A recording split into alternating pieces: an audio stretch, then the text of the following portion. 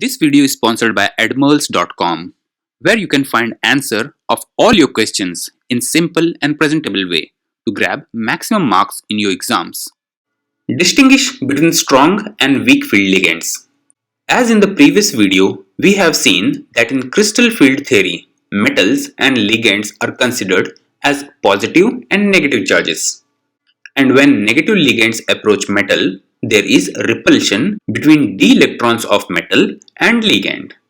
And also, the extent of repulsion is more in Eg orbital as compared to T2G orbital in octahedral complexes, because lobes of Eg orbitals are directed in the direction of ligands. This splitting of d orbital in two groups in presence of ligand field is called crystal field splitting. And the extent of splitting of Eg and T2G orbitals depend on ligands. In some ligands, splitting is very small, and in some cases it is very large, because the electrostatic field produced by different ligands are different. If we try to arrange all the ligands in order of their ability to split the d orbitals or electrostatic field produced, they are iodide ligands. They have the least capability of splitting these orbitals. Then bromide, then higher is the chloride, then hydroxide, then fluoride, then water, ammonia, ethylene diamine, nitrate, then cyanide, and finally carbon monoxide is having the highest capability of splitting the d orbitals. Depending upon the electrostatic field produced, ligands are divided into two groups as weak field ligand and strong field ligand. Fluoride and hydroxide are examples of weak field ligand, and cyanide and carbon monoxide are examples of strong field ligand. Weak field ligands do splitting of d orbital in a lower extent than the strong field ligands. As you can see from the image, even the splitting is different.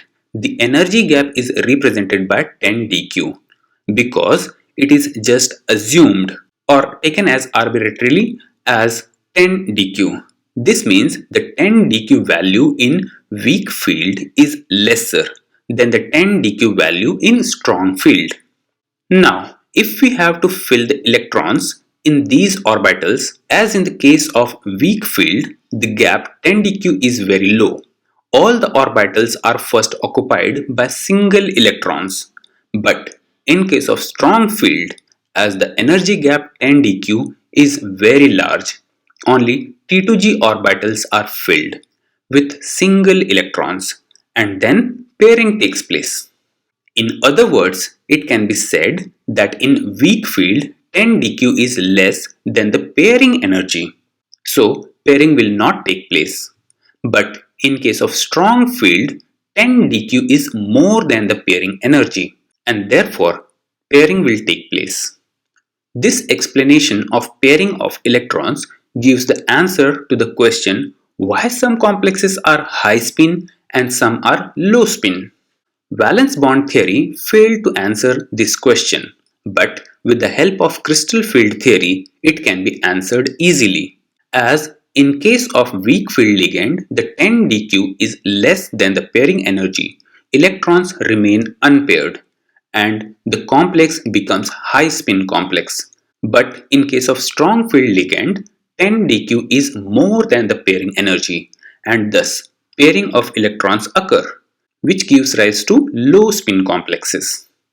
Also, high spin complexes are strongly paramagnetic, while low spin complexes are mostly diamagnetic or sometimes weakly paramagnetic in nature.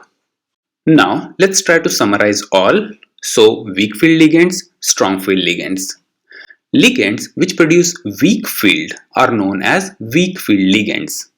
Ligands which produce strong field are known as strong field ligands.